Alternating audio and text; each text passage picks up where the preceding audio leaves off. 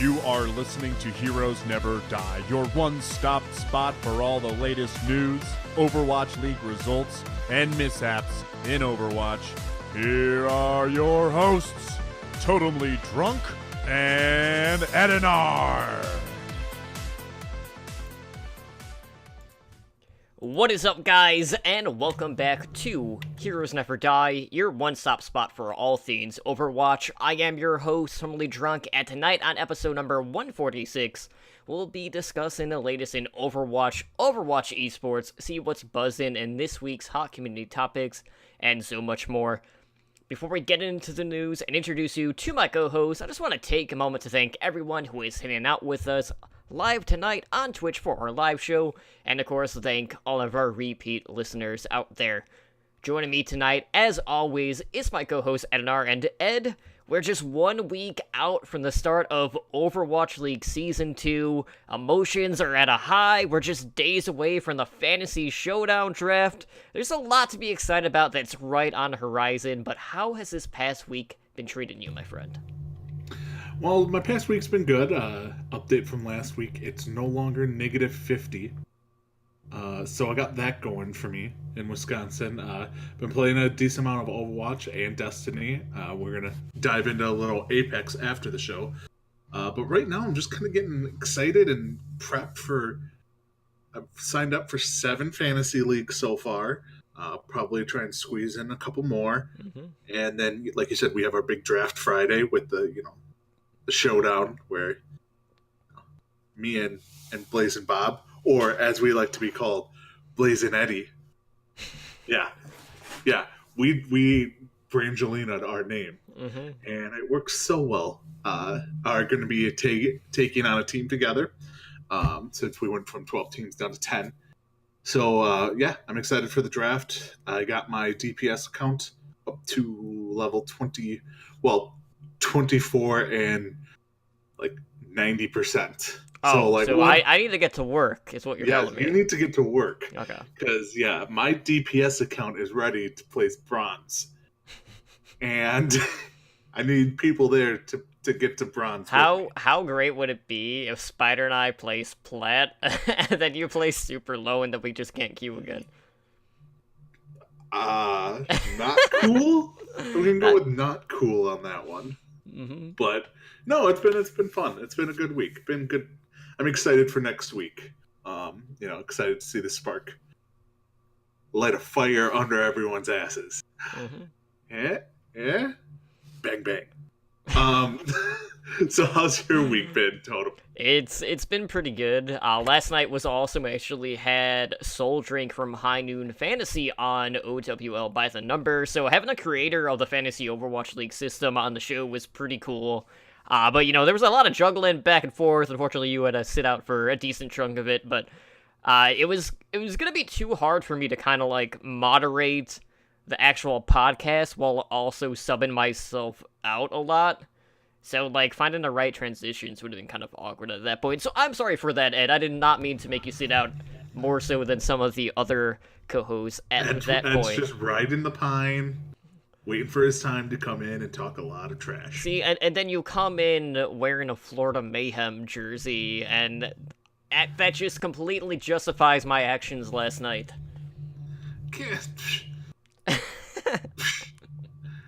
Last night I wore a Spitfire shirt. So you benched the Spitfire. Yeah, but see, you're not a Sweden shirt. They basically have as many, significant wins as the Florida Mayhem. Well, anyways, other than that, obviously there's a lot of stuff going on. There's been a little bit of leaks from streamers, casters, even from, some of the big investors in the Overwatch League, so we'll talk about more of that when we get into our main discussion for tonight, because, there's some pretty good chance we'll have some Overwatch League action this weekend ahead of the Season 2 start. But with that being said, let's go ahead and jump into this week's news. So first up, we have a new Omnic Meta report from our friend Switch over at OmnicMeta.com. This is revolving around patch 1.32, which of course was a recent balance patch that saw a buff to Reaper. We saw the Brigida rally nerf, all of that good stuff, the armor changes, and, we weren't quite sure what to make of it, and now we have seen kind of what the effect has had on Reaper specifically. So this is taking a look at the viability of Reaper when it comes to ladder play, and the data for this report consists of a week's worth of player data from more than 68,000 competitive matches that involved Reaper. So, as you all know at this point, patch 1.32 buffed Reaper self-healing from 30% of his damage dealt up to 50%, and the buff has seen an average increase of 61% in healing per 10 minutes. Now, with the armor change as well, kind of being additive to him, we do know that Reaper is seeing some pretty favorable increases in eliminations, damage done, final blows, and Death Blossom kills. And across the board, the averages are up. So per 10 minutes, we see eliminations are up 3%, damage done is up 5%, final blows up 3%, and then Death Blossom kills are finalizing, a lot of kills here at plus 15% on average. So I have to say, Ed, just based off of this, it looks like I was wrong. To an extent, though, this is when we talk about the lower levels, we're not really seeing a ton of goats, so it makes sense that, when it comes to Reaper, the bigger of the impact does seem to be below Diamond at that point. Maybe not so much on the higher end when we still are seeing a bit of goats, but across the board, we are seeing positive exchanges for Reaper, and it's looking pretty good for him right now. Yeah, I mean, he went from unusable to viable. Really is kind of what it comes down to. He's still not that good. It's just people don't know how to deal with him. People don't know in like lower levels, just don't know how to handle a Reaper properly.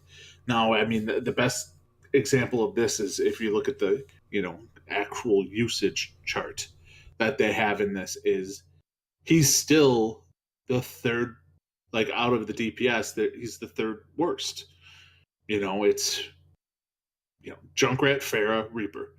Those are the bottom three in Grandmaster, and then it climbs, and then he's one of the top, and like you're talking gold, platinum, silver, and I think that's kind of what he's destined for right now. Like you said, they're not playing goats and gold, silver, platinum, all that. They're not playing goats, and there's not enough coordination on that level to actually like take care of the Reaper, and that's why the Reaper can be so much better at that level, because he can just tear through a line, and you're seeing it from the ult kills. Like the increase in ult Death Blossom kills are so high because the self-healing, people just don't know what to do. They think they haven't changed their mentality of the old Reaper. Mm-hmm. Like they think they can drop down, take a few shots from his Death Blossom, get 2 shots in on him, and then he's dead. Well, that's not going to be the case anymore. It's just you have to start approaching him with a different viewpoint. And I think you kind of saw this with a lot of reworked heroes that didn't pan out. I'm looking at Symmetra, Torbjorn, those kind of, like, if you look at the DPS heroes that have been like truly reworked, I mean, Hanzo's probably the only one I can think of that really is got a complete rework and has kind of stayed super relevant. Torbjorn doesn't, obviously, is not relevant. Reaper is semi-relevant, not really that much anymore, and I think he's going to drop down once people realize how to handle him. He's fun to play, but it's just he has no range in a game where if you're not playing goats, range is king. Like, range is what matters most. Range and mobility. His mobility, his 2 mobility abilities, one of them's just trash. The teleportation is just is one of the worst abilities in the entire game. Because, okay, hey, I'm going to go... Okay, they can see me. Oh, yep, they're predicting where I'm going to be, and I'm dead as soon as I come out of Wrath form. Like, It's just without any range and without the mobility needed, he's never going to be that viable in any meta outside of a heavy tank meta where you're just fighting up close and personal. But even then, in goats, like against goats, he can get stopped pretty easily when he tries to run in and take out the tanks. So I don't know. I still think he needs a lot of work, but he's better than I thought he'd be. Yeah, it's pretty much like the Bastion effect, where it's very viable at that lower skill tier, and then the more you go up, obviously the more game sensor is between the player base, and the more people actually know about the game and how to actually counter heroes, and he just doesn't have that time to really escape or really engage at that point, because he's going to pick up before he can actually get anywhere close to where he needs to be. But across the board, we have seen his pick rate going up about 10% across all tiers, with, again, the largest jumps below Diamond tier and below. So when we talk about the win rate for Reaper right now, he's pretty much at or near the top of all the popular damage heroes in the game right now at all tiers. On average, his win rate has improved about 5% across the competitive ladder. So at the end of the day, what this means is, on the lower end, Reaper is definitely viable, regardless of what map you're on. He's kind of gone away from that, Temple of Anubis point B, that like control center on Legion Tower type approach. So we are starting to see him more and more, not just in certain situations. And in deathmatch we're seeing him a lot because that self-sustain is that much better now, as Tyler G had mentioned in the chat. So across the board, things are looking good for Reaper, but on the higher end, it's still a case of there's just not enough in the toolkit for him to be viable at that spot. But if you're below Diamond, he's in a pretty good spot right now, so you can really sub him in and out. But I do want to go back really quick, because you did mention Hanzo, and I would agree to an extent until Ashe came out, and Ashe was really the thing that kind of put Hanzo kind of like in the back burner at this point, just because Ashe is a better hero kind of overall at this point. And, she just provides more with her toolkit. But outside of that, Hanzo, for the most part, was still kind of like in the mix of things. He's probably the most successful complete rework in the game. Yes, out of the reworked heroes. Yes. Out of the reworked heroes alone, I think he was the most successful. Yes, obviously he's seeing a lot less playing time now because of Ashe. But, a good Hanzo is still a good Hanzo. But yeah, Ashe really kind of put a dent in that. One character they left off all these charts that I kind of wanted to see was Mei. Mm-hmm. Because in like high-end games, like if you're watching on Twitch or anything like that, you are seeing a lot of Mei played now. And just with the goats, with the changes to everything. So I kind of wanted to see her like charts compared with like the rest of them to see what her usage rates and win rates and all that stuff is. But she wasn't really changed this patch, so I get why they probably left her off. Guess she's just not popular enough as the Antichrist of Overwatch. But moving on, we do have a new patch that was deployed onto PTR, and this was like right before the show last week, and we decided to kind of hold it off because we didn't really have time to kind of jump in and test things out as of yet. So with this new patch, we have a new assault map, and that map is none other than Paris. So the map does feature some narrow streets and corridors, and is the first new map since Busan, which was released back in September. So Paris is the first new assault map that we have seen since the release of Horizon Lunar Colony, and this map is pretty interesting. So it kind of has like that cabaret area where, you could actually listen to Luna, who is like this musical talent. We see like a French bakery. There's like a grand palace in the heart of the city, but most importantly, the thing that everyone has been, latching onto, at least with Paris, is the playable pianos throughout the map. And I'm sure you've already seen a lot of the GIFs on Reddit. A lot of people are trying to play whatever songs. And I absolutely love just interactions on these maps. And I would say, like, this definitely rivals the Busan, like, dance pad and the karaoke bar, because anyone can play it at this point, really. Yeah, I mean, it's pretty cool. The first thing when seeing stuff pop up, great. Another reason for a teammate to be behind, not with the team, distracted. It's gonna happen. You know you're gonna be in a game and somebody's gonna be back there playing the piano. You'd be like, this kid again. But no, I speaking of the map itself, it's a pretty cool map. Like, I don't know. Did you have a chance to go and test it out at all, or? Yeah, I didn't like actually play on it per se, but I did kind of like do like a walkthrough, checking out all the different areas of the map. Yeah, it's an interesting map. I think Point A is going to be probably one of the easiest points in the game to take, just because there's insane amount of flanking available throughout the entire map. You never know where they're going to be coming from and what angle, and the way Point A is set up, you kind of almost have to guess what point they're going to be coming in at because of different levels.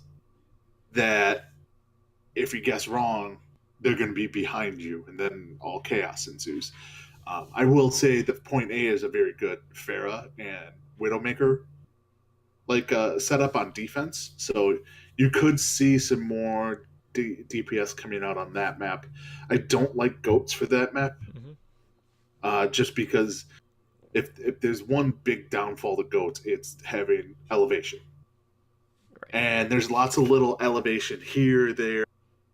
Okay, jump up on this ledge. You have to go around, climb up the stairs, stuff like that. It's kind of almost like Numbani. Not Numbani. So the horrible 2CP map that I'm thinking of. Anubis. Point A of Anubis, where they have like the different shells and stuff like that you have to try and get around. It's not really set up for goats all that much. So I don't know. It's going to be an interesting map. You go from the kind of wide open, but lots of attack points on Point A to one of the more severe chokes in the game in between Point A and Point B, because there's really only one way. There's two technical ways to get around, but one's a really small door and then like a giant archway. So you could really settle up in there and hold people there for a while. And then Point B is all indoors. So, like, take your Pharahs, take your Widows, you can't really probably use them in there because you're all indoors. You can't get the height, you can't get the, all that stuff. So it's gonna be an interesting map. The spawn points are not right next to the capture points for the defense, so who knows? Maybe we won't see like 12 to 10 2CP maps, anything like that. So it should be fun. I'm excited for it. I'm excited for it to come out live. So the first thing I did when I was, kind of like exploring the map, I was on defense in this case. Not that it really matters if I'm just in a skirmish anyway. But when I was on Point B in like that giant house, like I went straight to the bar. They have like an Omnic, serving drinks, and I was like, okay, like we all remember what happened on Rialto with, the Omnics that were on the boats and people were there killing them all the time. I was like, I wonder, if I shoot this guy enough, is he going to die? 100% he did. Why did you kill a bartender? Maybe I just wanted his job, He's just trying to get you drunk. And besides, this is a pretty big mansion. I'm pretty sure I could have been able to find another Omnic to serve my needs. But when I was kind of like exploring the map, I did like how there was kind of like in the alleyways, we saw like a lot of like Omnic type of like not necessarily billboards, but like posters and stuff, so we can kind of see like the struggle between Omnics and how they're doing in the current society. So I thought that was a neat touch. And you do see some of the baked goods in the bakery. But at the end of the day, yeah, as Tyler's crying in chat about that. Yes, I know, I'm a horrible person. But I needed to make sure, because I'm sure someone out there is going to complain about it and be like, here we go again. This is why there's there's such a divide between Omnics and humankind. This is why we can't have nice things, Totem. Yeah. Because you kill them. Well, the other thing, too, is, like, it just seems like those drinks just manifest themselves. So I don't even know if we actually need the Omnic. I mean, I guess, who cleans the glasses? That is a fair point. The dishwasher. I don't know. Well, maybe the Omnic is the dishwasher. Or if it's the dishwasher, who puts them in the dishwasher? Or who hits start? See? That Omnic probably had a family with kids. See, now I'm he's just trying to, he's just trying to provide for his Omnic family, and then got killed by some a-hole trying to exploit the bar. Do you think they get paid in currency or, like, oil? I don't know. Probably still more than a lot of the contenders teams. This is true. So what you're saying is whatever they're paid in is worth more than BlizzBucks. Yes. Okay. It is whatever the Omnics get paid, it's more than Blizzard bucks. It does kind of make me question, well, how many Omnics does this family have on the payroll? Because it's a pretty big mansion. Yeah, but there's no humans around, so are there any humans? It's just, then what's the point of having a bartender if no one is there? Well, if nobody tells the machine not to do its job, it's just going to keep coming back and doing its job. Because it was programmed it that way. Exactly. Okay. Have you never seen a futuristic sci-fi movie with robots? Oh, I have. I mean, they're in almost everything. Can't believe you didn't think of that. Yeah, but that doesn't necessarily mean it's going to translate directly to Overwatch. Yeah, true. But other than the new map, we also have some changes to the order in which armor and recoverable health is depleted. Okay, so the PTR has rearranged how the tier works and makes all non-renewable sources of protection deplete first. So these heroes who have granted non-recoverable armor and shields will now consume those resources before recoverable health, armor, and shields. So I know this is going to confuse people because, you know, there's a lot of different health types in the game. So I'll give you some examples. So armor from Brigitte's Rally and Torbjorn's Overload will be sustained under recoverable character-specific shields like Symmetra, Zenyatta, Zarya. And the changes most notably impact Brigitte, whose ultimate and repair pack both give that temporary armor. So that armor is no longer going to sustain underneath characters who have shields built into their kit. So as mentioned, you know, Zen, Zarya are probably the biggest benefactors of how the old parity system was. And this is also going to be a pretty effective nerf to those characters, just due to the fact that that temporary armor won't stack with that non-recoverable armor. So what was happening a lot, this was before the Rally nerf, was you would get situations where you would have a Zenyatta player who would be sitting at 100 armor, he'd have 50 hit points underneath that, and then he would also have that 150 regenerating shields, and that was really strong.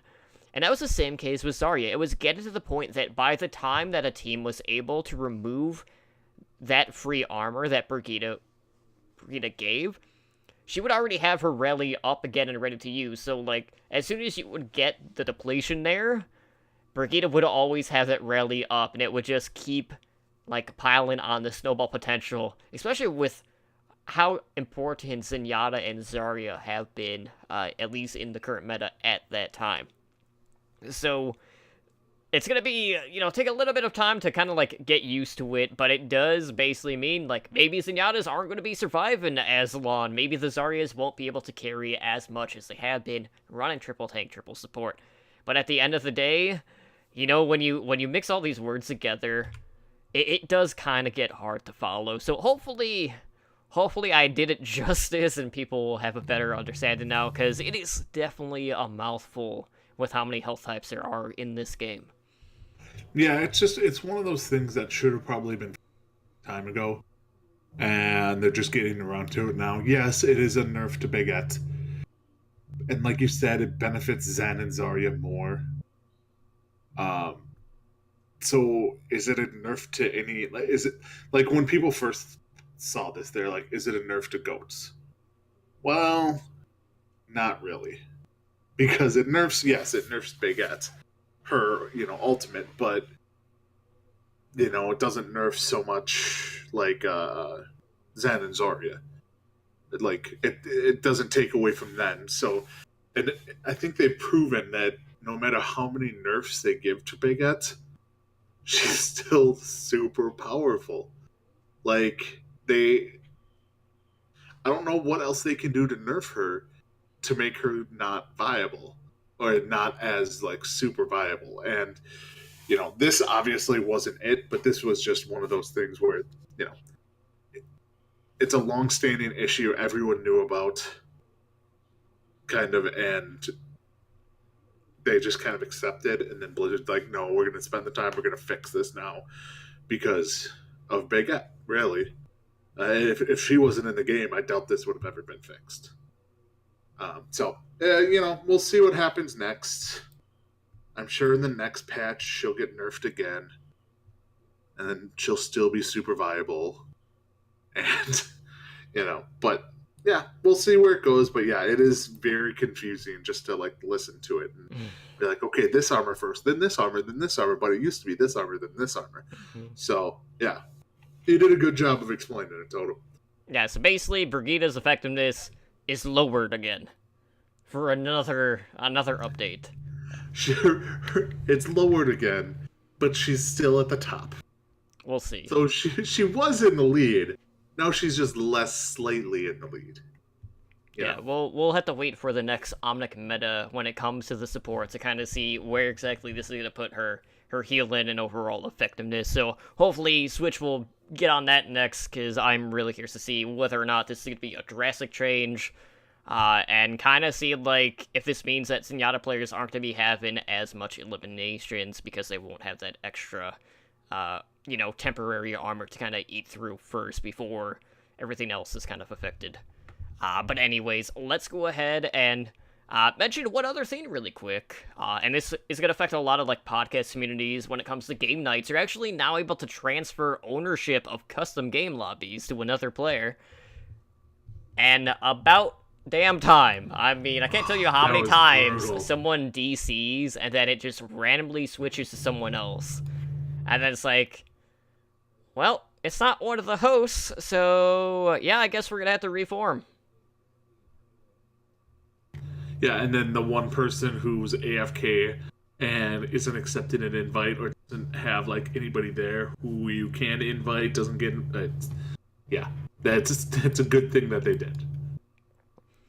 So, moving on, last week we talked about the jersey reveals for all of the expansion teams, and this is going to be our hot community topic for today because we do have the new Overwatch League gear available. It is on sale now, you can order it today, but there's been a little bit of an uproar over some inconsistencies with what is being sold through the gear store, of course, which is coming through Fanatics.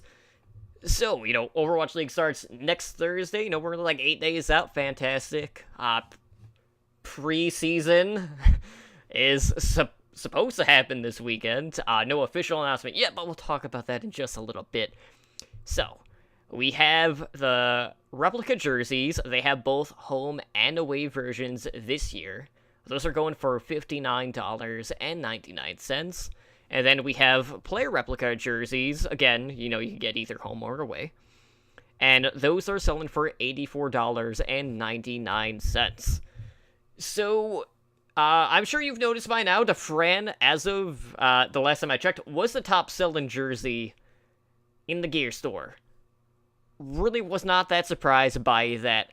But what I was surprised to see is the fact that you have the Atlanta Reign colors, and then the text that is on the back of the player jersey is black. And it is so hard to read. I don't know what the hell they were thinking, why they just didn't have it, that same, like, whiter, or, like, light gray, whatever it is on the front for the Atlanta part of the Atlanta Reign, why they didn't match it, but to go with black, it's just baffling to me. I don't know what the heck they were thinking there.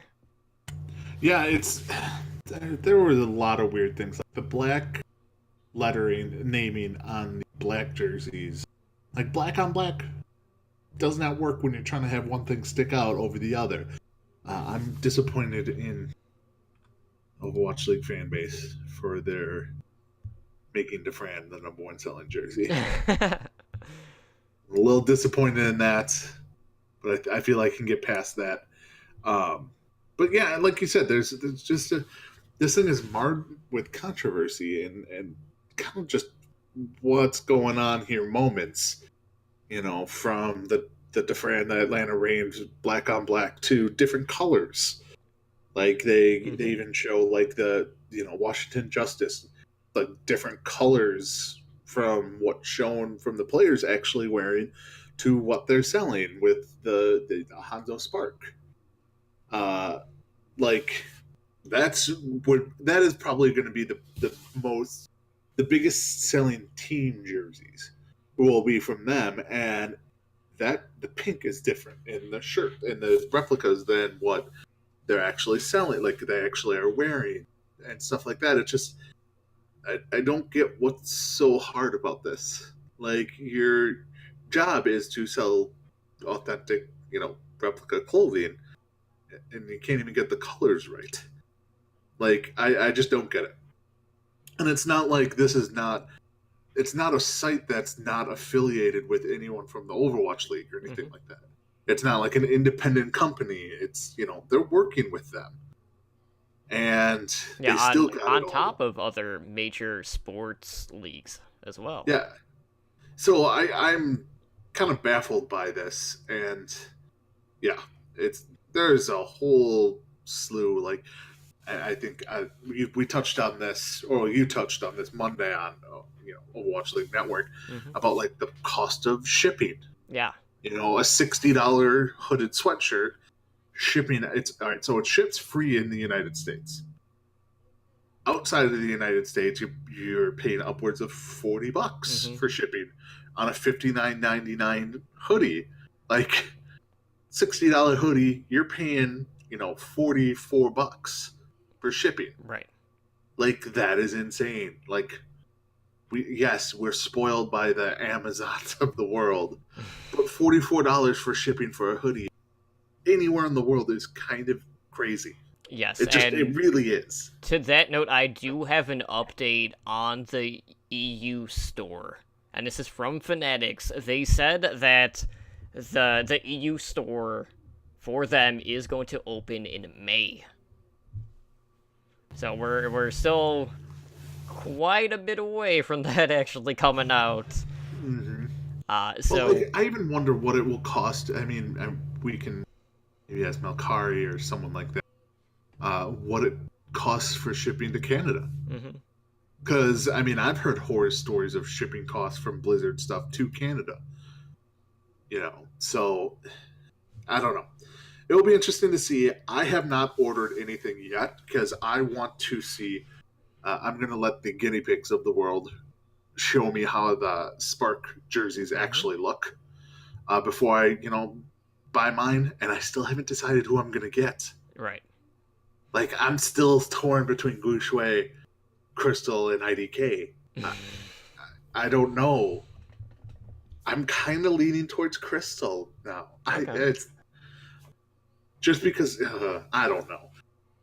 But you ordered some stuff. What did you get? I did. So I did get the Hanzo Spark pink and blue jersey. And then I got a Vancouver Titans player jersey for Bumper, who is their main tank. So yeah, like, I know a lot of people are upset about the number of inconsistencies. And at the end of the day, for me, it's like, well, the Titan stuff looks good. I'm not upset with how the Titans look. And the Spark, I'm going to support them either way, regardless of the colors. Yes, they took Runaways colors. Yes, I'm still somewhat bitter. You just said Runaways. See, but that's different, because No, I'm counting it as a win. No, that does not count, because I have no way to pronunciate the apostrophe And a lack of an apostrophe. You could have said the old Runaway team's Yeah, okay. colors. Yeah, okay. You could have gone that route, but Well, no, you said Runaways. Either way, hopefully by next show on Wednesday, I'll have that stuff on hand, and I'll show it off on camera for you, or whenever it comes in, and you can kind of get an idea of what you can expect. But from a lot of the people that I've talked to, like, it seems a lot of people are holding off on making that purchase. So we'll see whether or not that's going to continue. But for all the EU fans, it's better to just wait. I mean, I hate to say it, but, paying 30 plus, 40 plus bucks just to get a jersey or a hoodie or whatever is so astronomical. It's ridiculous.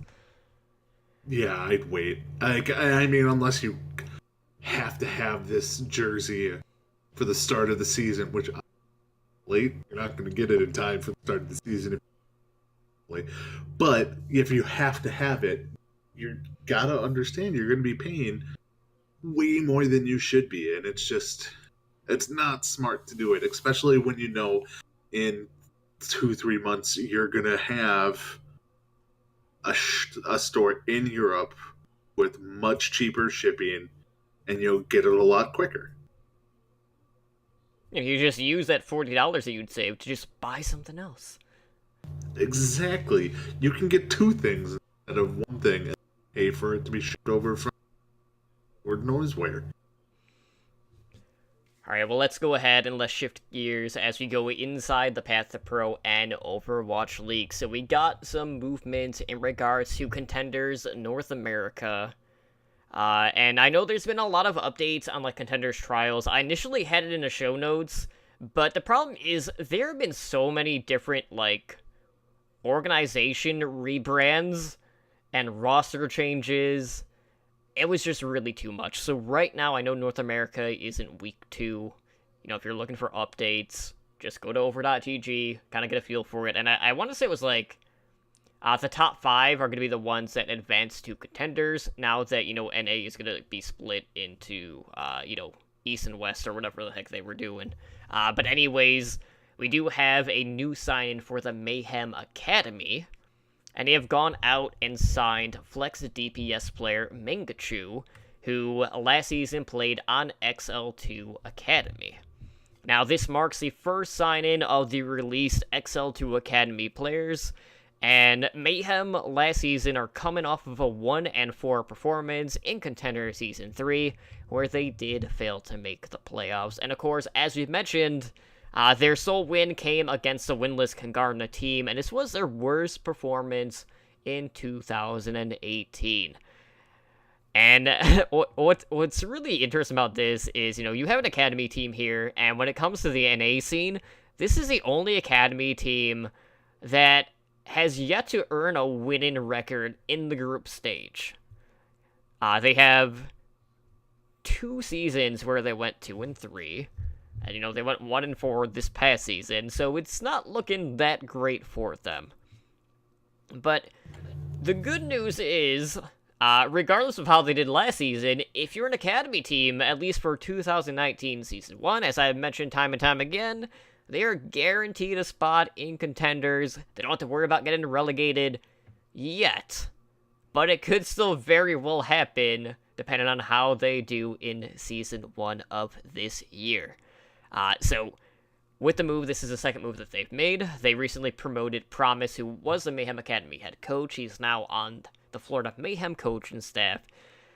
And, it's really curious. Like, we see another, really strong talent entering the Mayhem organization. And for Mangachu, we all knew there was no way he was going to get called up to be on New York Excelsior. What do you feel like his chances are going to be with the Mayhem organization, and just kind of like where you see the Academy team going from this point on? Are you expecting a turnaround season after the fiasco that was a dilemma of playing GOATs versus trying to break triple tank, triple support?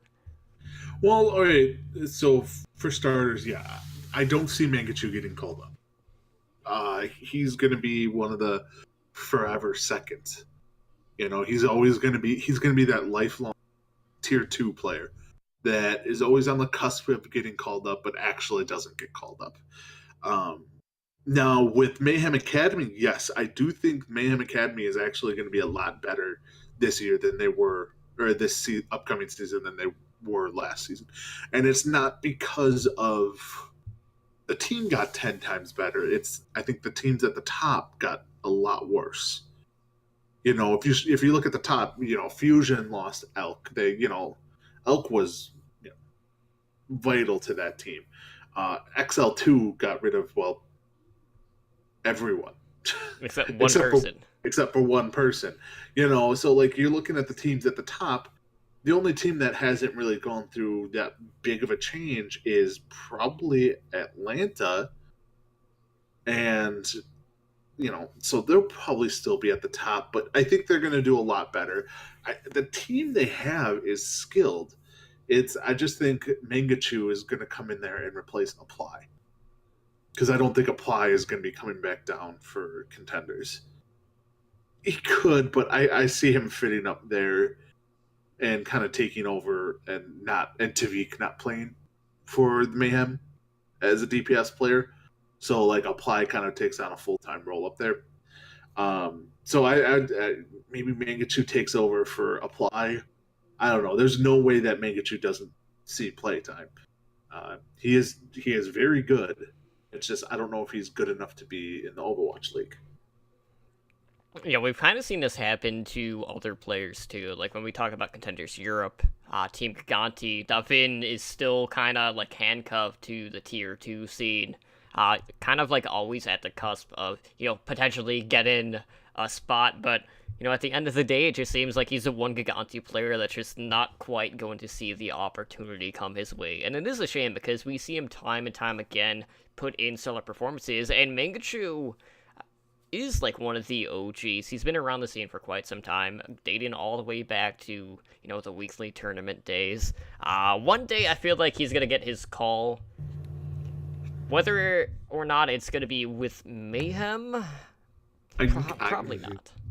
He could get called up if he goes to a different Mayhem specifically. I don't think him get because he's not Korean, and the Mayhem have a Korean team for the most part. Yeah, like Tavik and Apply are the two not, and I just don't see Mangachu.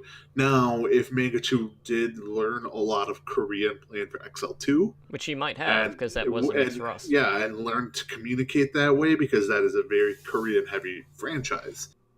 Then maybe he could be, if he can prove that he can communicate better with the team, better than Apply, Tavik, and stuff like that. So there's a shot. I just don't think it's a likely shot. Alright, well, speaking of XL2 Academy, they too have made some moves. So January was a pretty hectic month for XL2 Academy. In early January, the team released Mangachu, who we were just talking about. They got rid of Clone Man as well as Goliath. They would later go on to remove 3 more players, and they currently only have 1 player on their roster, which was Jer. So we saw the team announce tryouts for the Tri-State area residents as they're looking to add some homegrown talent to their roster.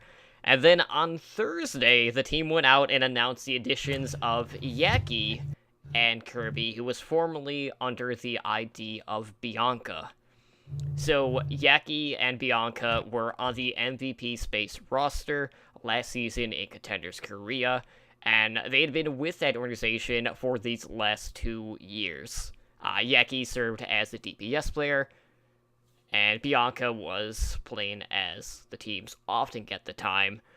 And what I really like about this is the fact that, on New York Excelsior, you have Nugget, who is their GM, who was the coach of MVP Space. So I know he was the one that basically taught Yaki how to play Pharah, and he would basically go on to become like one of the best projectile players in that region. So I really feel like, whatever happens when it comes to like military service, whether or not Sabyolbi has to, take that next year or whenever, Yaki is really going to be kind of like the perfect guy, kind of like in waiting to transition to that next step to compete in the Overwatch League. So it's a good sign-in for them.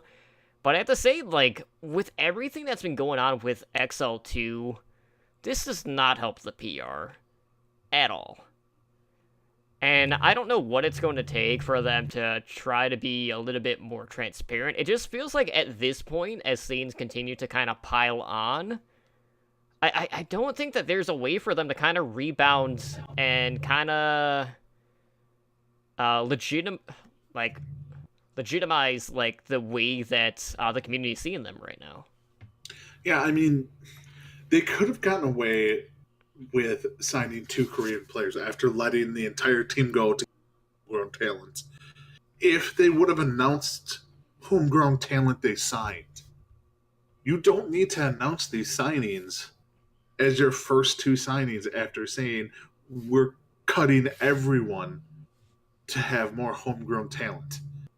No, you don't announce 2 foreign players when you fire the entire team to get homegrown talent. So now they're allowed to sign 1 more international player before they have to sign all NA players, because they're only allowed 3, I believe it is, according to the contenders rules. So, hopefully they announce it soon. But yeah, this is just a bad PR move, because it's not like, Yaki and Kirby weren't signing with anyone else. As far as Yaki, I don't think Yaki should have signed with them. Like you said, he's a phenomenal projectile player. Don't sign up for the team that has the most DPS, period. Like Sebiobi, yes, he has to go to the military at some point. He's probably not even going to be a starting DPS player for the New York Excelsior. Like, really, because, with Liberal, Flower, Pine, they're pretty much set. So, Yaki is someone who probably could have signed them with a different contenders team and had a better shot of moving up and starting. But, he went with familiarity. Like you said, the GM of the Excelsior coached him at MVP and stuff like that. So I'll be interested to see who they sign as the homegrown talent. If they are even homegrown talent. If they don't sign like the next 4 people, if they're not from New York, PR nightmare. Just a PR nightmare. Like, you can't fire your entire team, say you're going for New York talent, and then not sign New York talent. Right. So is Jur from New York? That is a good question. I should look that up right now. Because if he's not, then I'd be like, oh, God. What is going on here? But, right. It's the typical contenders team shit show. Like, I hate to put it like that, but, like, so many of these Overwatch League teams, contenders teams, are just doing things so completely wrong. Mm-hmm.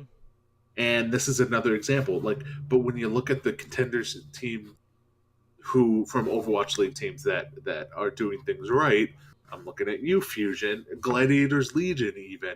Atlanta even does better than XL2. Like, but that's because they have sugar-free and they have to behave themselves. And it's just, I don't know.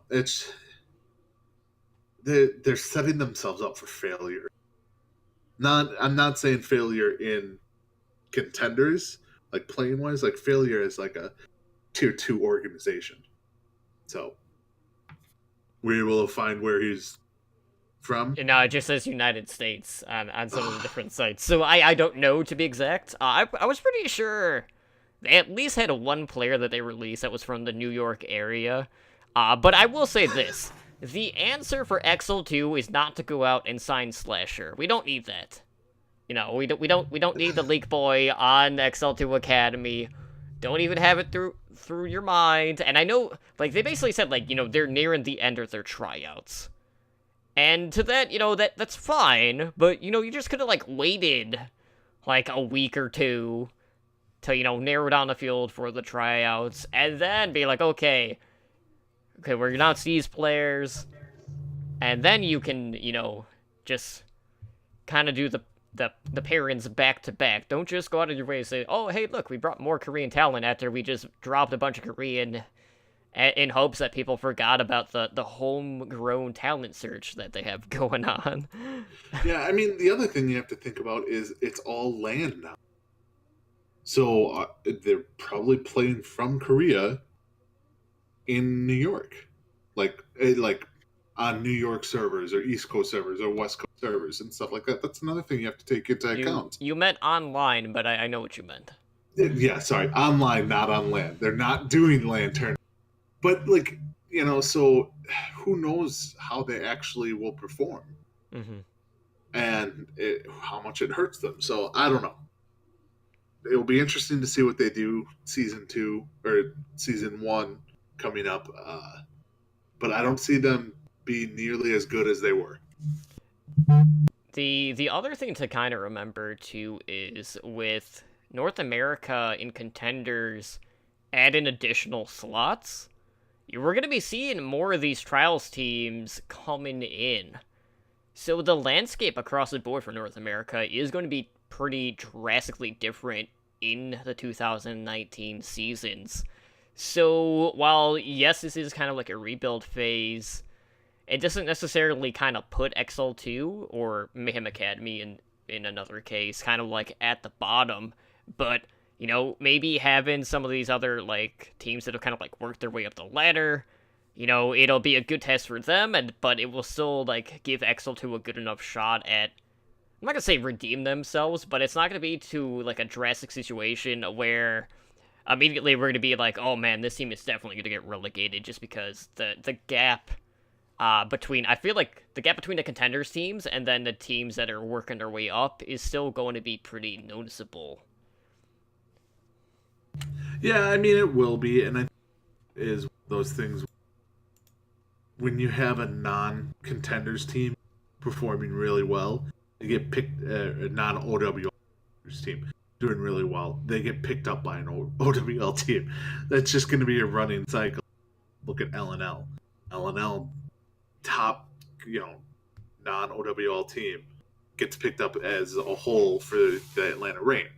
It's what's going to happen every year that they have this. And, sooner or later in NA at least, you're going to start running out of non-contender Overwatch League teams really out there. Yeah, like you're going to start having to scout tier 3 scenes, which right you do. Nobody else really does.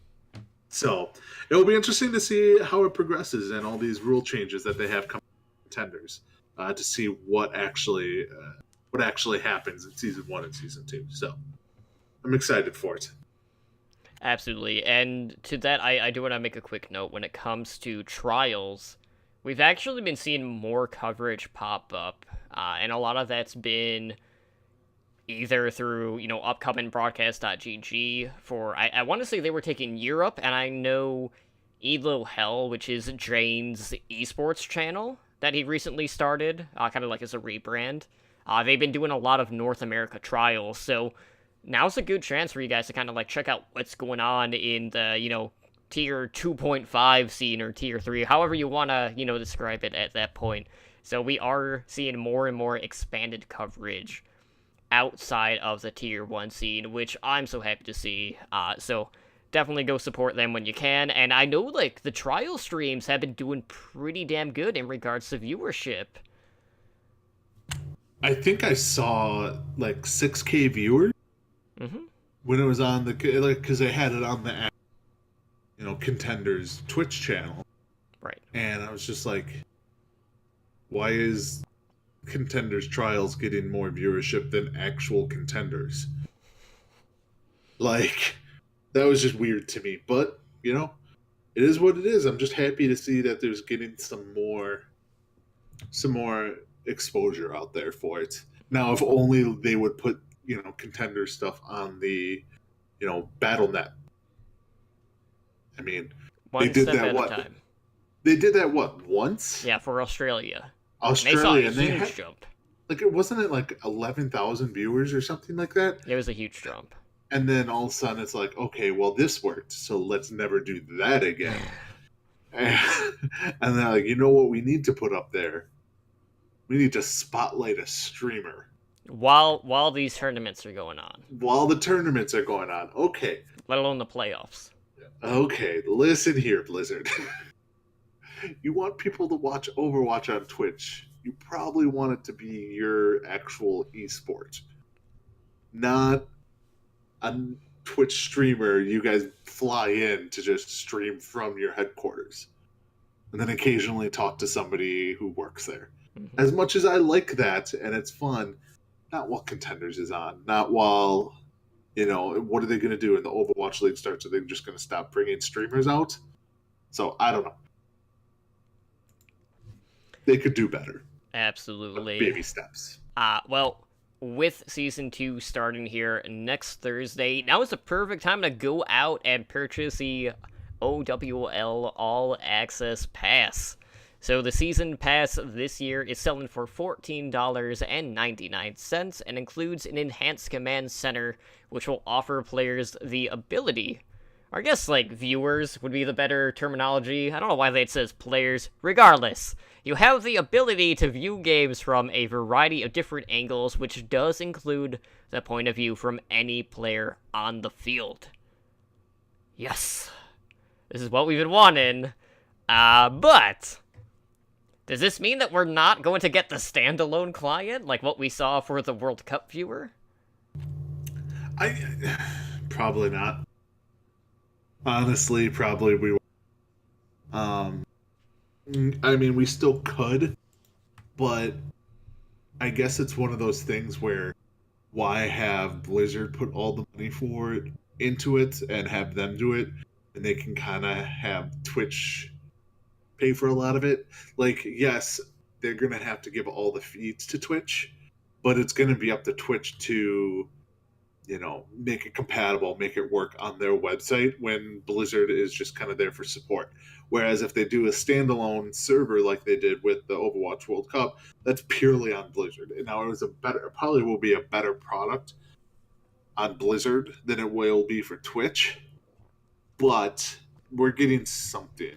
Now, that's not to say we won't eventually get in on a standalone server, because the agreement that they signed with Twitch was for only 2 years. Mm-hmm. So it comes up at the end of this season. The exclusive partnership with Twitch.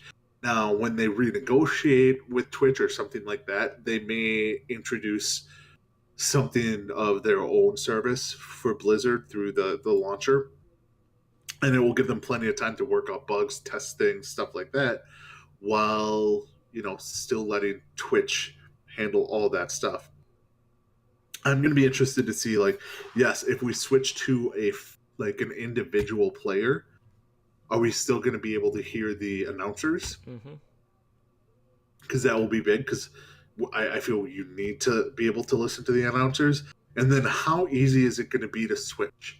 What's the overlay going to be? Are you going to have a drop-down box? Are you going to have the pictures of the players on the side of the screen, and you click on the player you want to follow? Yeah, or maybe too, another option is maybe you just click on the UI, with the player profile. Yeah, the player profile up at the top. Yeah, they could just do. And how easy it will be, because if it's super complicated, and not saying super complicated, if it's an annoyance at all, people aren't going to do it. People like me and you and Spider and a lot of our listeners will do it, but the average viewer isn't going to give two craps. They're just going to stick with the main thing, and it's not going to be a selling point. So I'm excited to see how that works. But man, the second they announced this, I bought it. It's honestly, it's stupid not to buy it. For what they give you, it is stupid not to buy it. Because what? So you get all that. You get you get a discount. I think 15% off at the Fanatics store. Yeah, I want to say it was 20%, and then 20%? That doesn't expire until Halloween, so you got plenty of time to use the discount code. And I think we get it in the next week or two or something Mm-hmm. like that. Like they'll email it to you. So you get 20% off getting a jersey, which awesome. I'll take advantage of that. You get 200 Overwatch League tokens to spend in game on new character skins, which I believe it's $4.99. Is it $3.99 or $4.99 for 100 tokens? You know, to be honest, Ed, I don't know off the top of my head. It's been that long since I bought Overwatch League tokens. But I mean, like, so you get that, plus you're gonna get you get the 2 Overwatch League skins, plus you get 500 bits Mm-hmm. to use on Twitch. Well, And that's that if you're a Twitch alone Prime is member. yeah, if you're a Twitch Prime member. And I mean, honestly, who the hell is not an Amazon Prime member? You know, you'd be surprised. Amazon Prime rules the world.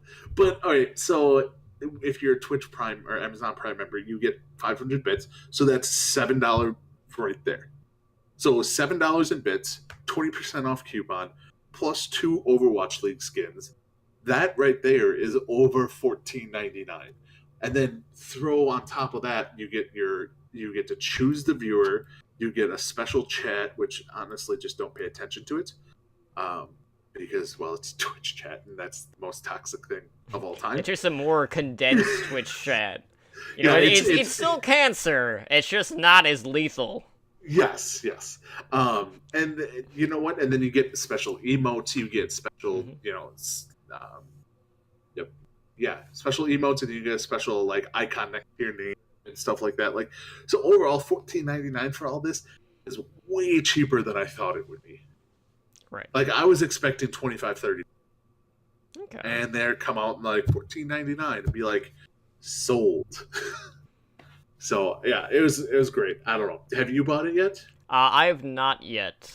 Primarily just due to the fact that I dropped, $150 on the gear store.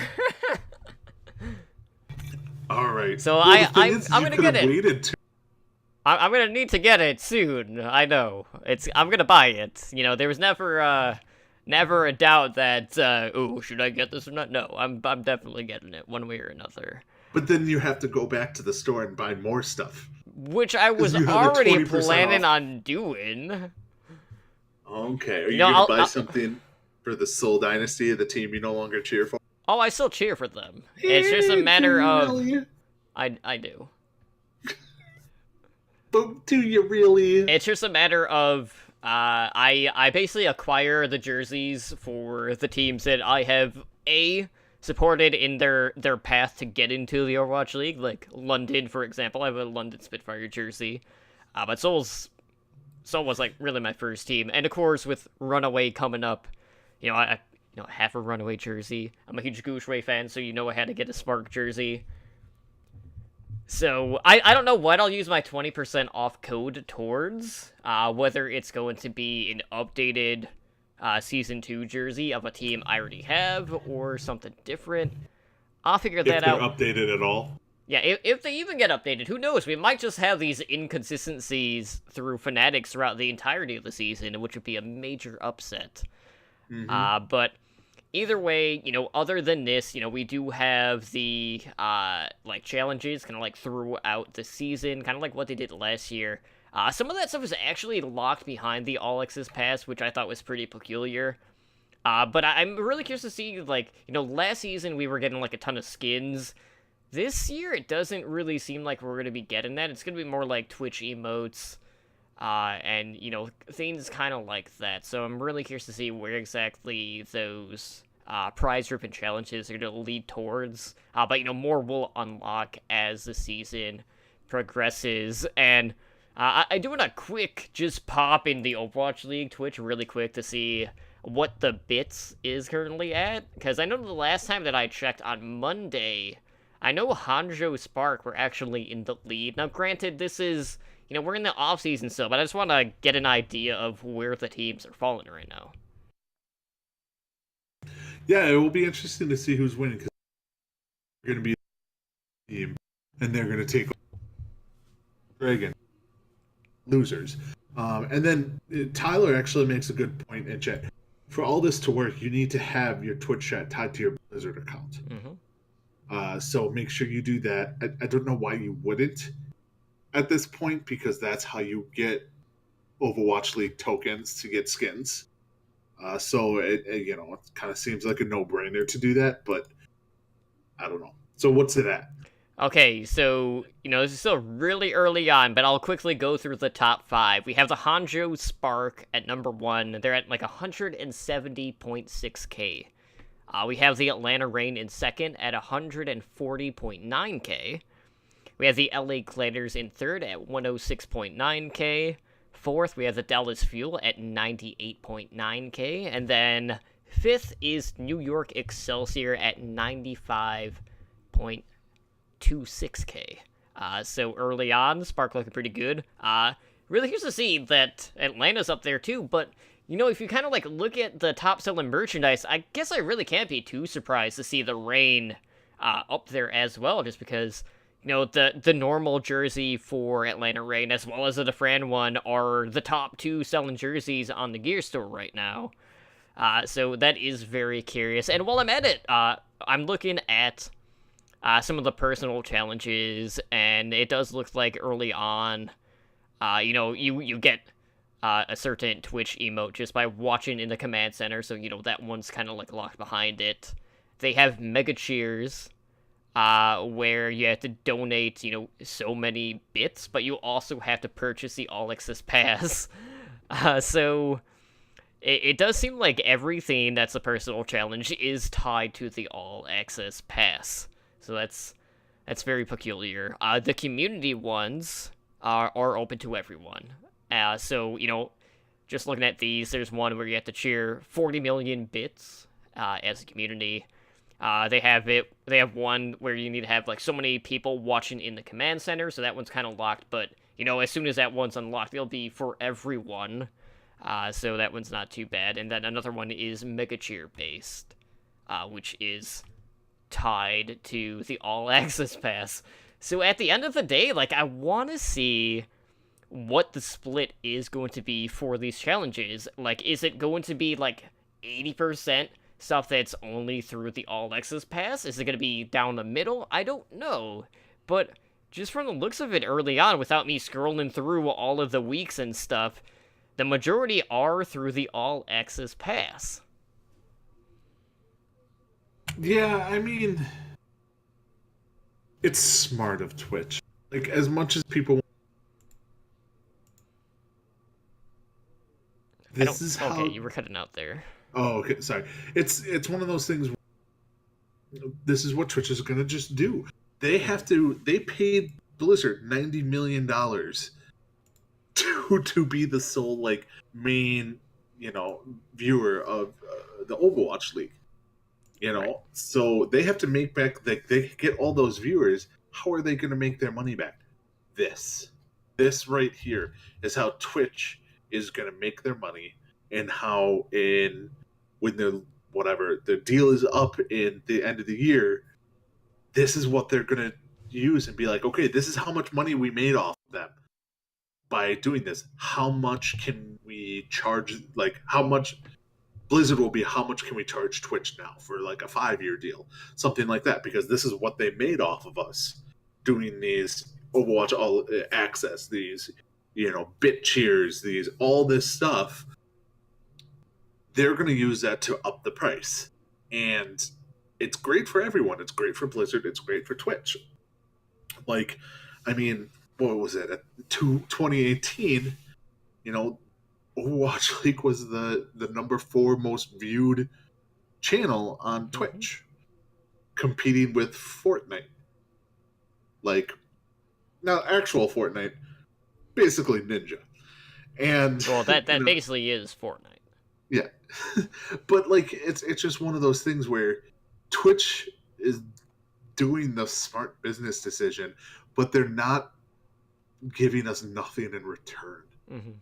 Like, they're giving us stuff in return. Now, I am surprised we're not getting skins, but I think that's obviously a Blizzard thing. Well, yeah, because they bundled the two together, basically. Yeah, I think Blizzard kind of didn't realize how popular it would be, and they didn't want to be giving away skins for free. So they're like, well, let's not do this for season 2. Let's just give away Twitch emotes and stuff like that. Now, that's not to say we might not get some special challenges later on, like, cheer this much or do this to get this skin. So who knows what they might do in the future, but right now it's kind of smart just to stick to Twitch stuff. All right. Tyler did say in chat that one of the challenges is to gift a pass. So that is interesting. I wonder if that's just like a personal one or if that one is more of a global one. But definitely something to keep an eye on. Page shows great Overwatch League skins that aren't in the game yet. Okay, so that's interesting. So we'll stay tuned for that. And, as the season progresses, we'll get more stuff. More stuff is always good. Free stuff is good too. So, be sure, if you're looking at getting that player point of view, to pick up the All Access Pass, cheer for your favorite team, spam to your heart's content in the Twitch chat, just add on to, just keep piling on, at some point, it's just going to get too bad because, it is Twitch chat, to follow, but anyways, we do have some updates on Overwatch League, specifically for the Season 2 talent team. This was just announced here very recently, so we have a slew of new faces, not just to, the teams, but also to the backstage talent and, the people that we'll be seeing on screen for the talent team. So on the desk, we are going to have Puckett, Malik Forte, Sideshow, Bren, and Zoe. And then for casters, they brought back the casters. We have Monte Cristo and Doa as a duo. We got Uber and Mr. X, Semler and Hexagrams, and what was a shocker to me is the fact that they went out and they have Wolf and Achilleos. Now, this is a duo that has been cast in Contenders Korea. And in Wolf's case, he's not been to the US in 8 years. Like, he's been entrenched in the Korean scene of esports. I did not think that they were actually going to be able to get these two to come over. Now, it is worth noting that they basically said, okay, this is going to be a temporary thing. So this might not be something that's going to be full-time for them. They do plan on going back to Korea at some point. But this has been a casting duo that has been together since the Apex days of Korean Overwatch. And when you see the influx of talent coming in for the Overwatch League, we know a lot of it is Korean players. A lot went through that system, and who better to pick up on the casting team than the duo that has been casting all of the games for these talented players? So I was shocked to see this. It completely caught me off guard. And I know a lot of people are going to be like, well, where's the Fast at? Where's ZP at? I honestly don't know. But I feel like for the amount of talent that's in the Overwatch League that, Wolf and Achilleos have casted already, it makes more sense to bring that expertise in the Korean scene into Overwatch League than have Avast, who still is very new at that role. Kind of like, he kind of like followed in Jake's footsteps in that route, but, Avast is actually not playing anymore, as opposed to Jake. Although, technically, we'll see what happens there. I mean, it is Jake. I mean, he's probably going to get better anyway. That's besides the point. Jake going to be playing? But either way, signing a Korean Contenders casters was a huge moment, and I cannot wait to see them grace us with their presence in Overwatch League Season 2. Yeah, I mean, when you want to get the most talented and most experienced esports casters, you don't go to Canada. You don't go to, well, you never go to Canada. You don't go to EU. You go to where it is the biggest.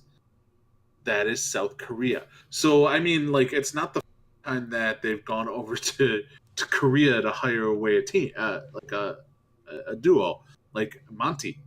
Mm-hmm. Monty and Doa came from Korea. If I'm not, I know Monty But yeah, Doa was over in South Korea, and they're probably their top like caster team. I would, in my mind, they're the top caster. And you made a good point where you bring over Wolf and that because they're the ones who've been casting Overwatch for so long. They know all these players that plainly the rest of the casters don't know anything about because they don't watch them on a daily basis. These guys are casting their matches. They get to know the players probably. Like they probably get to see them do non-official events, stuff like that. So you're gonna bring in these guys to kind of almost be your insiders to the Korean players coming up, and that's it. That's why it made so much sense. Like Akilos hinted at this a while back. If I'm not mistaken, that something big was coming up a couple months ago. I think he hinted at it on Twitter.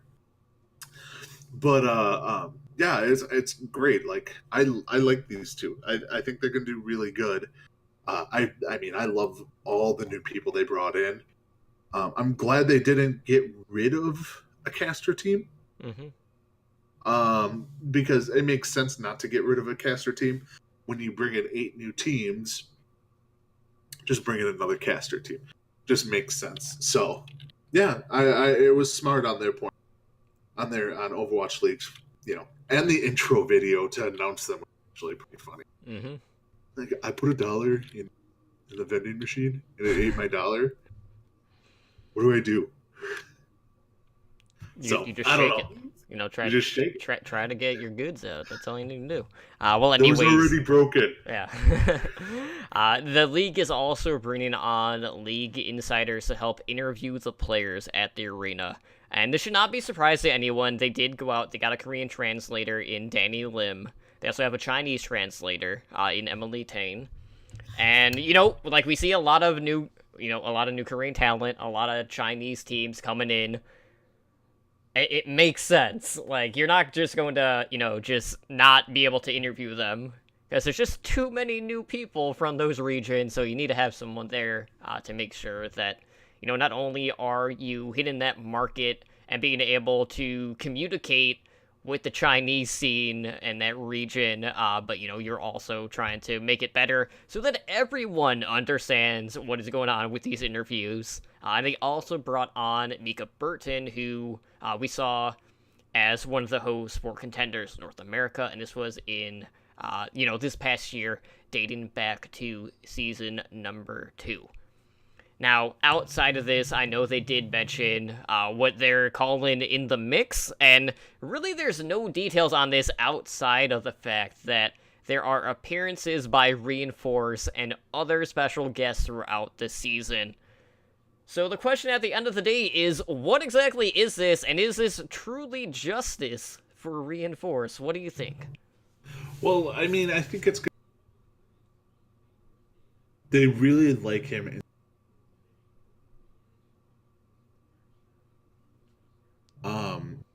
And they're kind of being like, okay, we still want to work with you and do that stuff, but like they could have a segment every couple of weeks or something like that where they bring him in to do a deep dive on a specific tank matchup or something like that. Like you could bring him in to do like at halftime of some of the matches or in between matches. If one gets done early, they bring him in to do a deep dive breakdown on tank play. Something like that. That I could definitely see them doing. I don't know who else they could get. Maybe they do get Jake once he's not playing for the Outlaws, to come in and do stuff like that too. I did want to point out on the League Insiders, I did not know Mika Burton. She wins the award for coolest dad. Like, I mean, for those of you out there who don't know, her dad is from Star Trek, Reading Rainbow. So, yeah, she definitely wins coolest parent of the Overwatch League casting team. Like, oh yeah, who's your dad? Yeah, he was in Star Trek. Deal with it.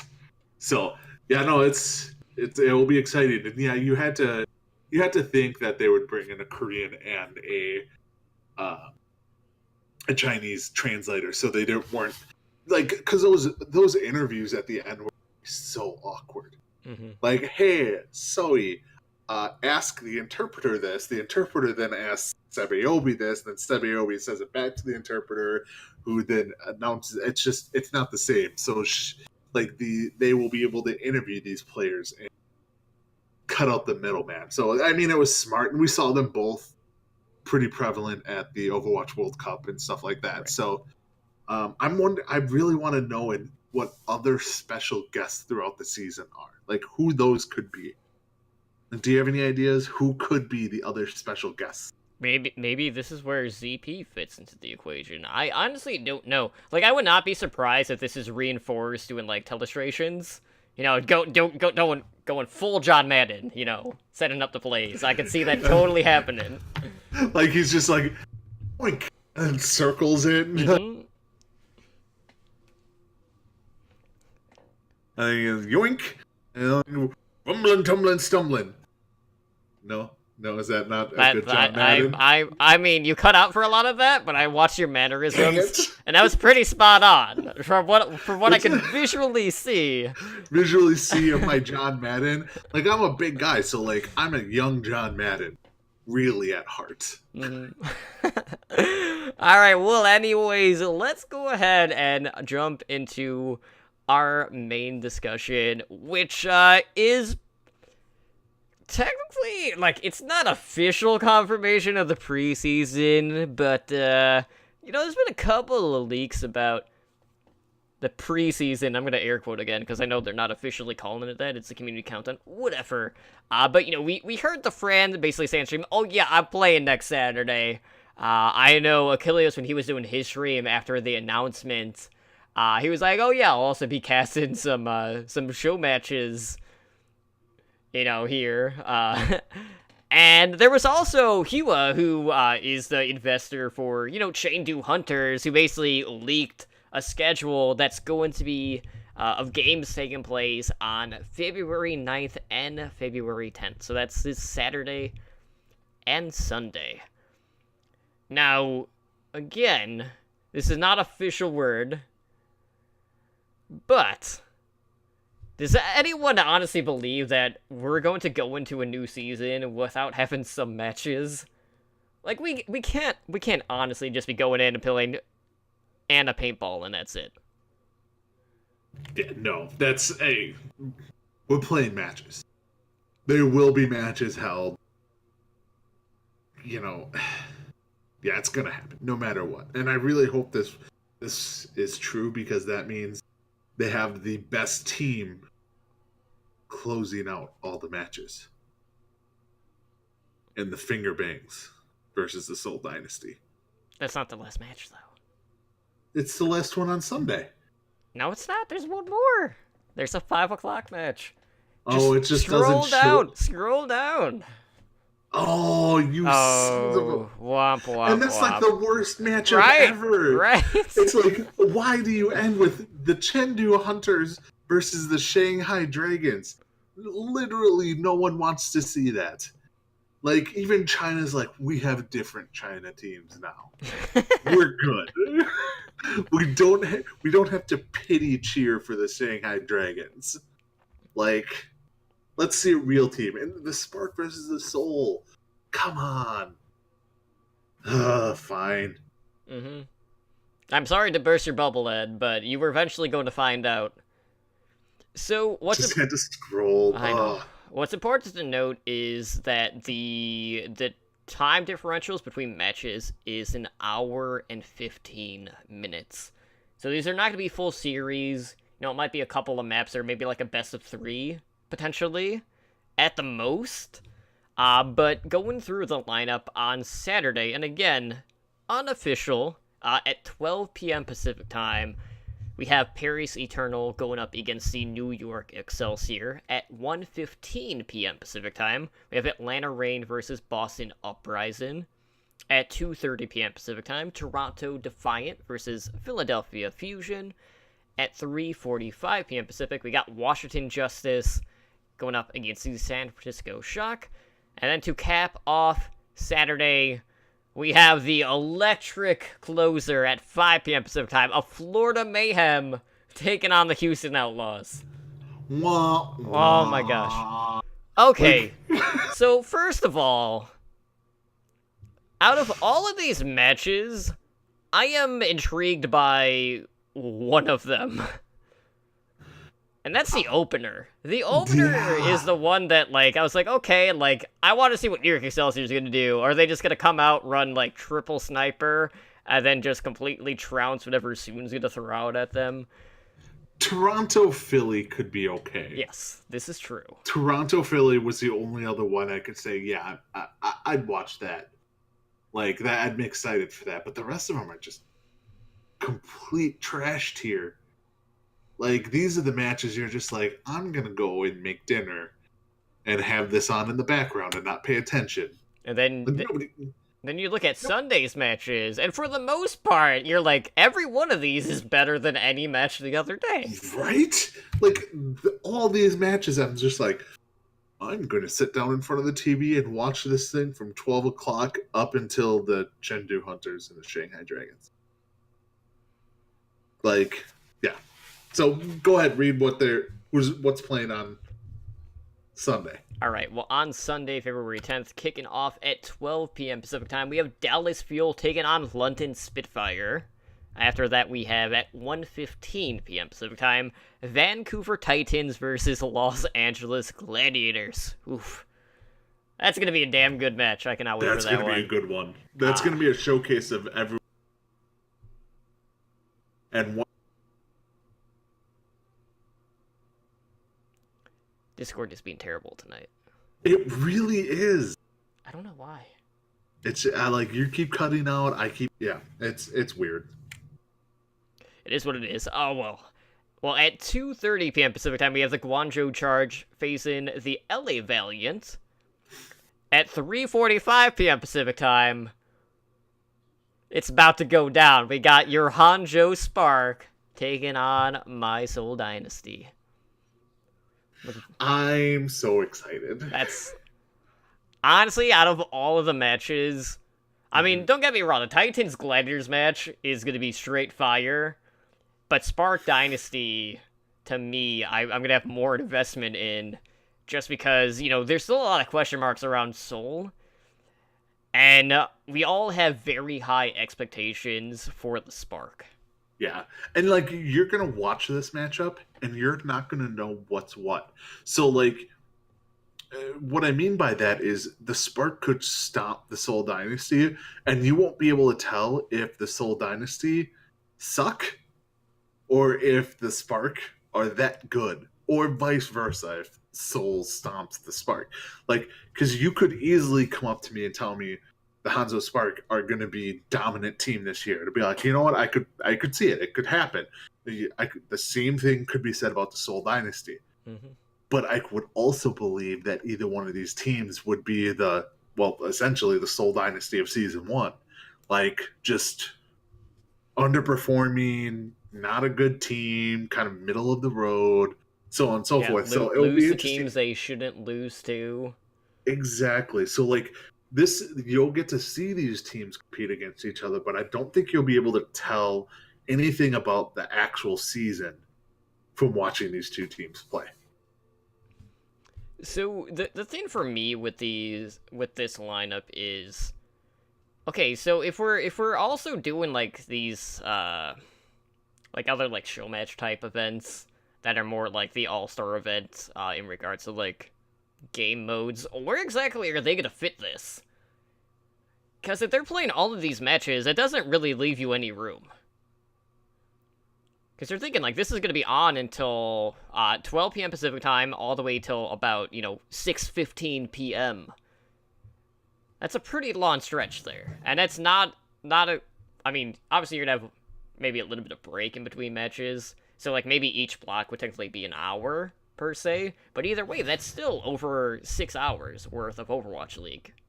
I mean, maybe they do something on like the 11th or 12th leading up to the season starting on the 14th. Like, that's That's the only thing I could really think of. But if they're Is running Thursday through Sunday, it would make more sense to do that on the 8th. If they start doing stuff tomorrow and they haven't announced it yet, they need an entire new PR team. Like, legit, just need to fight.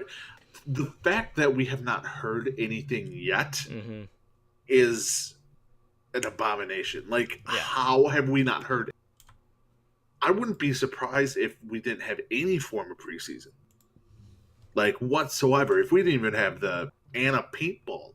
Like, I wouldn't be surprised because they have not said a word, and the season starts in 7 days, or in a week. Like, it's insane that it has not been announced and not been promoted. Like, they are missing out. Like, if you announce a big preseason the day before it goes live, you're going to cut down on the amount of viewers you could possibly get. And it's just stupid on Blizzard's part. So, I don't know.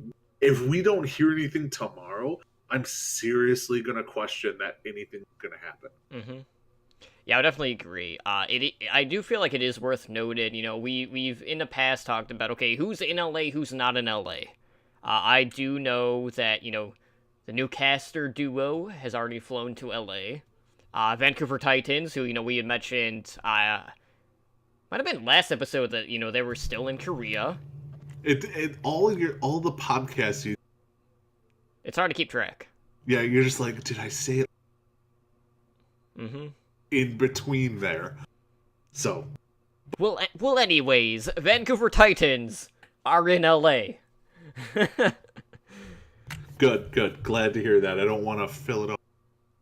Yes, class.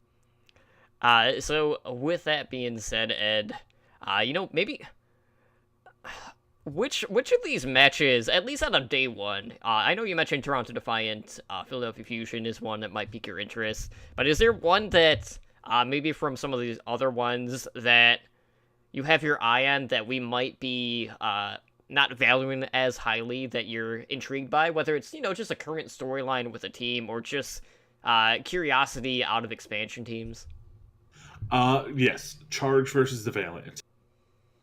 The Guangzhou Charge versus the Valiant is going to be something that I'm very interested in, because the Charge are a team that I think we all kind of agreed on could be pretty decent. We just don't know.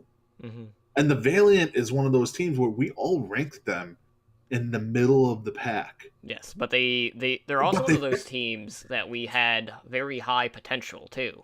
Yeah, it's like, so they finished top 4 last year. All they did was lose soon. Really, they lost one DPS player. And we're just like, nope, you're in the middle of the pack now. And we're like, no. Like, they're still the same team. What kind of Valiant team are we going to get? Are we going to get a top 4 team like we did last year? Or are we going to get a pack like we all kind of predict? So that would be the one matchup I'd say that is very interesting. And it's going to get lost in the shuffle because it's right in between probably the 2 most anticipated matches. So you have the Vancouver Gladiators, then you have the Charge versus Valiant, and then Spark versus Seoul.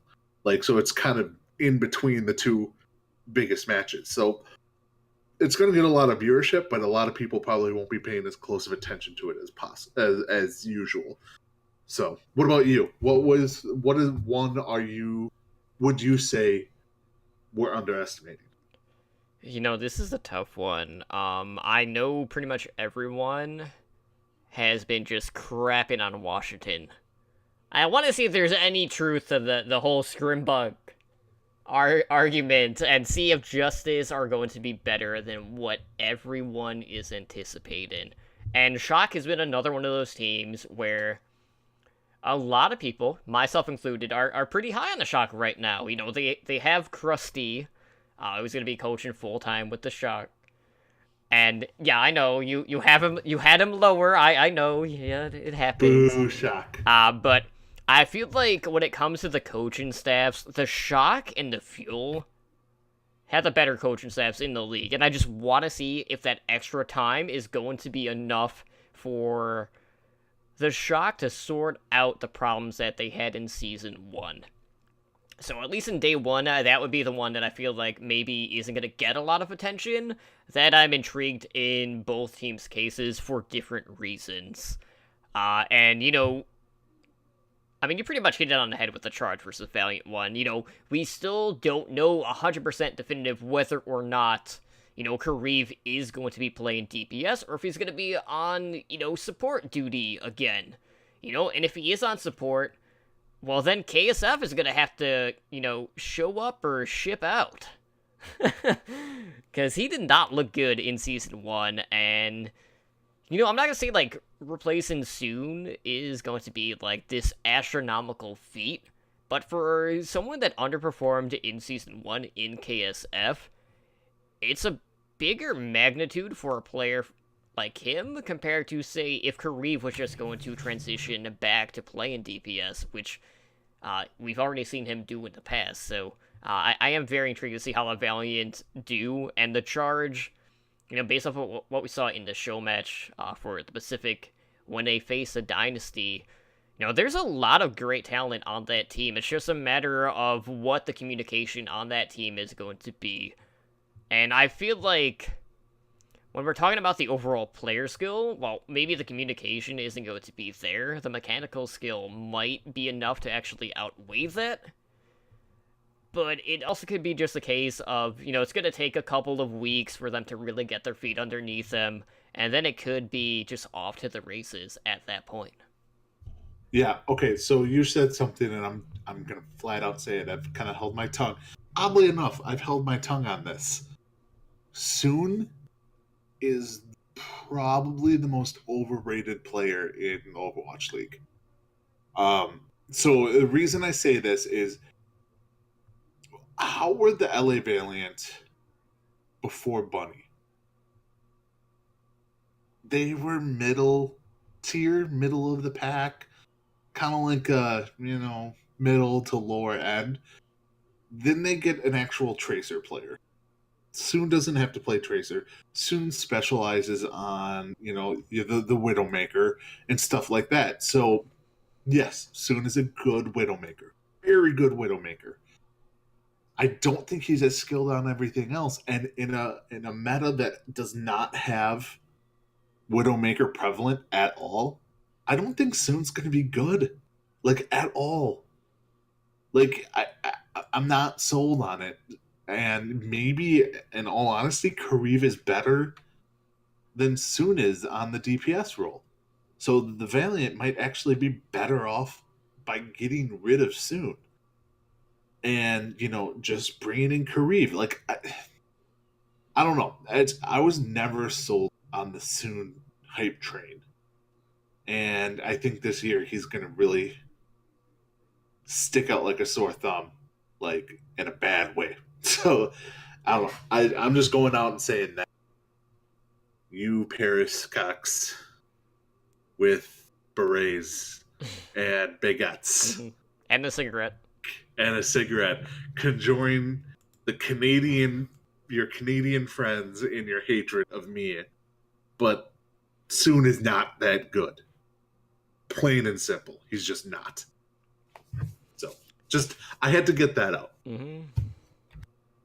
You're just I feel like I completely disagree. Soon is an interesting case, and I will say this. When Space became of age, the Valiant were a completely different team. So it definitely opened up a lot more possibilities, but Soon has always kind of been one of those players where he hasn't always necessarily been reliant on the tanks to create that space for him. But when it comes to the Widowmaker play, I wouldn't rate him in the top 5. He was always serviceable, but he wasn't a standout player. And he does play a different sort of, like, backline approach when it comes to Tracer play, too. He doesn't quite have the same amount of aggression when it comes to Tracer, when it comes to the dives. So I feel like that, too, it kind of, like, puts him behind the other Tracer players as well, so you just don't quite see the same amount of impact from a player like Soon. Mm-hmm. Yeah, I mean, like, yes, he played a lot of Tracer, But there's a reason the team went out and got a specific Tracer specialist. Mm-hmm. It's because Soon was not performing as well on Tracer. Tyler and Chet puts it the best. He's similar to Jake. He's the guy that everyone loves, but you might want to bench him. Like, it would be a hard move to bench him because for Paris, he's the face of that team. You're 100% the face of that team. But for the betterment of the team, might not be the worst idea in the world just because his play style doesn't fit the meta. Like, he plays Tracer, Widow, McCree, that's not prevalent. That's not, he could be playing Zarya there, which is fine. He could maybe be a good Zarya, but like, if he's not the best Zarya, then what is he going to be? You're going to be playing him just to play the name, not the actual player. So I don't know. I think the Valiant are maybe better off not having Soon on their team. Like, really going back and thinking about it, because they probably feel less pressure. Like, maybe last year Soon should have been benched for Kariba on DPS, and Izayaki gets put in, but they felt the pressure to keep Soon in the lineup because he was the fan favorite, like him and Custa were being in LA, and now they don't have to do that. Now they can get a real lineup in there, because I mean, a Kariv, Bunny, Agilities lineup for the Valiant is pretty scary. Like, if Kariv or Bunny really kind of pop off. So I don't know. The whole LA Valiant team is just going to be a complete flip of the coin to me. They could be dominant. They could be complete trash. I don't think they're going to be in the. Yeah. So at the end of the day, it's really, first we need to see what role Kariv is going to be playing. If he's on DPS, I'm going to feel better. But then we have the underlying question of, okay, how is Izayaki going to do now that he's getting actual time to play? Because, they basically put him in a lot of the promotional stuff for the Valiant to get his name out there so people don't forget about him. And it does seem like they do have a lot of faith in him, so I hope he does well. And, the Valiants could be anywhere from middle of the pack to potentially top 6. What part of that we're actually going to be seeing, I'm not sure, but I cannot wait to find out. But with that being said, Ed, let's go ahead and let's close out the show for tonight. So if you guys want to help us out, one of the best ways to do that is to go leave us a review over on iTunes. We're always looking for insight on how we can improve the show to make for a better listening experience for you guys. I don't think we've had any new reviews this past week. I'll keep checking. But if you guys want to find some additional Overwatch content, be sure to check out Overwatch Recall. So there you can find a list of several Overwatch content, whether it's Overwatch, Overwatch League, Path to Pro, Fantasy Overwatch League, all that good stuff. That is on our website at owlnshow.com/OWRecall. And then every Sunday night, I release the episodic listings of all the latest podcast episodes from the Overwatch content creators. So if you want to find that list, it's on our website basically every week. Or you can always follow Overwatch Recall on Twitter at OWRecall for the latest. And, I'll retweet all of the podcast episode links as the respective podcasts post them. So definitely go check that out. But Ed, we have a number of different ways where our listeners can get a hold of us, so why don't you let them know how they can do that? All right. Well, you can we do have a website, and that is www.owlnshow.com. We do have a lot of stuff on YouTube. So we are on YouTube at youtube.com/c/Overwatch League Network. We are on Discord. So our Discord is discord.me/OWLNshow. We are streaming presently live on Twitch at twitch.tv/OWLNshow. We are a Twitch affiliate, so help support the show by subscribing to our channel and earn our network emoticon. Our podcast networks does stream pretty regularly. So on Monday nights, we have the Overwatch League Network at 7 p.m. Pacific. On Tuesdays, we have our new fantasy podcast, OWL by the Numbers. That's at 6 p.m. Pacific.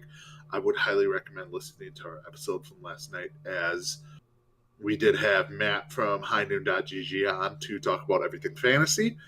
On Wednesdays, we do this show presently, Heroes Never Die, at 5 p.m. Pacific. And then we generally have host streams on Thursdays and Fridays at 7:30 p.m. Pacific. Make sure to tune in this Friday specifically, because we will be having our fantasy showcase draft live on Twitch. Trash talk and all. And then lastly, we are on Patreon. So if you go to patreon.com/OWLN Network, we recently launched our network's Patreon page for those that support our Overwatch network even further. Tiers start at just $1 a month. So anything you'd like to give, that would be very much appreciated. I feel like every week you say OWLN Network. It's OWL Network. Oh God, it is. It is an OWL network. Okay, I've been saying it wrong. It's not network. Yeah, it's patreon.com/OWL network. And so you can come support us there. You can reach me personally, Edinar, on Twitter at Edinar Overwatch. Totem, where can they find you? Well, I am over on Twitter at TotallyDrunkCDR. And if I'm live here, it's usually me trying to correct people or schooling them on Korean Overwatch at twitch.tv/OWLN show. But with that being said, guys, thank you so much again for hanging out with us tonight on another episode of Heroes Never Die. This has been episode number 146. Man, it's so hard to keep track. Yeah, I'm pretty sure that's right. We'll go with that. And if it's wrong, whatever, it's no big deal. But we hope to see you back on Friday for the Fantasy Showdown draft, where there's going to be a ton of trash talk. We'll have a bunch of Overwatch League podcasters in chat. It'll be a good time. We'll see you guys then. Have a good night. Have a good one.